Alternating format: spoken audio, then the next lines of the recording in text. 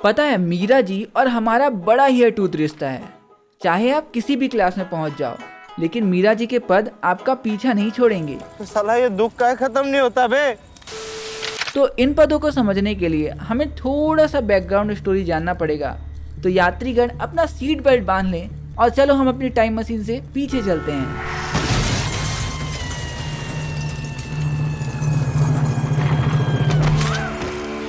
कहा था ना, सीट बेल्ट बांध लो। सालों पहले की बात है। एक बार मीरा जी के घर के सामने से एक बारात गुजर रही थी। मीरा जी अपनी मम्मी से पूछी, मम्मी ये लड़का घोड़े पे क्यों बैठा है और इतने सारे लोग सज धज के भला जा कहाँ रहे हैं।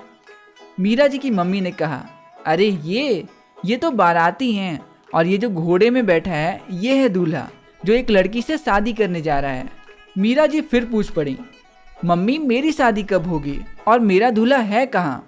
मीरा जी की मम्मी ने यूं ही मजाक में सामने रखी भगवान श्री कृष्ण की मूर्ति की ओर इशारा करते हुए कहा, वो देखो वो रहा तुम्हारा पति। तब से मीरा जी श्री कृष्ण को ही अपना पति मान बैठी। धीरे धीरे समय के साथ मीरा जी बड़ी होती गईं और उनके साथ साथ उनके दिल में श्री कृष्ण के प्रति प्यार भी और ही बढ़ता चला गया। लोगों को लगने लगा ये लड़की तो पागल हो गई है, भला ऐसे कैसे कोई भगवान को अपना पति कह सकता है। और तो और ये तो श्री कृष्ण को डांटती है, अरे ये तो उनसे गुस्सा तक होती है। यहाँ तक कि मीरा जी के पति ने तो उन्हें जहर देकर मारने की भी कोशिश की, लेकिन वो भगवान श्री कृष्ण के भजन करते हुए जहर भी पी गईं और उन्हें कुछ नहीं हुआ। तो अभी आपने जो कहानी सुनी बस उसे ही हम राजस्थानी और ब्रिज भाषा के मिक्सअप में पढ़ने वाले हैं। तो हमारे पहले पद की पहली दो पंक्तियों में मीरा जी हमें अपने और श्री कृष्ण के बीच इस प्यारे से रिश्ते को समझाते हुए कहती हैं, मेरे तो गिरधर गोपाल दूसरों ना कोई। मतलब मेरे तो सिर्फ गिरधर गोपाल श्री कृष्ण ही हैं, दूसरा कोई भी नहीं। जाके सिर मोर मुकुट मेरो पति सोई। मतलब जिनके सर में मोर की पंखों का बना मुकुट विराजमान है, मेरे पति तो सिर्फ वही हैं। तो अगली दो लाइनों में मीरा जी उन्हें ताना मारने वाले लोगों को जवाब देते हुए कहती हैं, छाड़ी दई कुल की कहानी कहा करइए कोई। मतलब अब तो मैं छोड़ दी हूँ अपने कुल अपने परिवार की मर्यादाओं का पालन करना। अब मैं नहीं सोचती कि लोग क्या कहेंगे। संतन ढींग बैठी बैठी लोक लाज खोई। मतलब अरे मैं तो संतों के साथ बैठ बैठ कर सारे संसार की शर्म लाज हया सब कुछ छोड़ चुकी हूँ। तो अगली दो पंक्तियों में मीरा जी श्री कृष्ण के प्रति अपने इस प्यार को बेल पेड़ के साथ कंपेयर करते हुए कहती हैं, आंसुअन जल सींच सींच प्रेम बेली बोई। मतलब मैं तो अपने आंसू रूपी जल से सींच सींच कर प्रेम रूपी बेल को बोई थी, अब ता बेल फैल गई आनंद फल होई। मतलब अब तो मेरी प्रेम रूपी बेल फैल चुकी है, बड़ी हो चुकी है और अब तो मुझे आनंद के प्रकार फल की प्राप्ति हो रही है।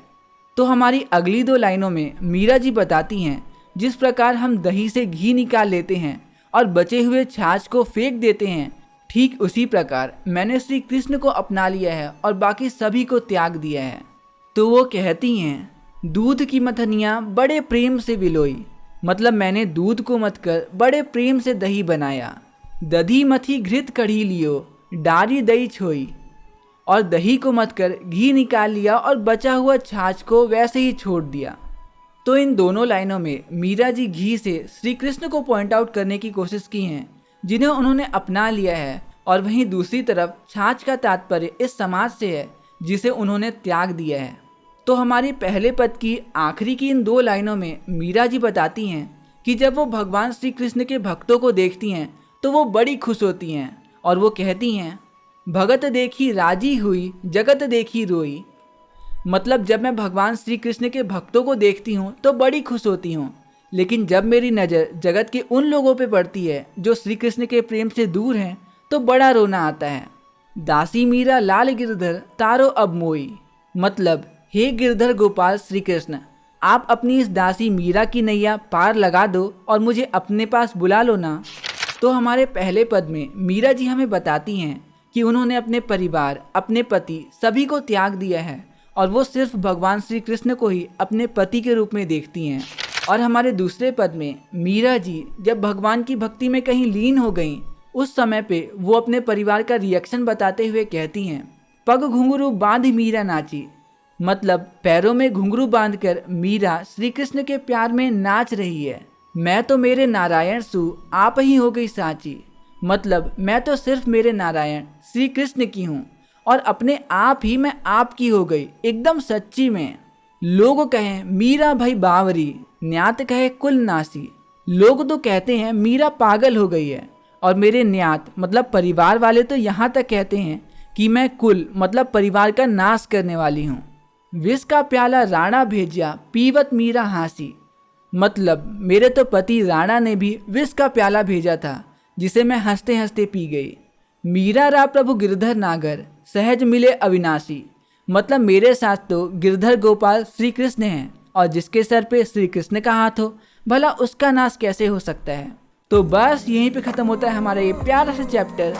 मिलते हैं अगली वीडियो में अगले चैप्टर के साथ, तब तक के लिए दीजिए मुझे इजाज़त। नमस्कार।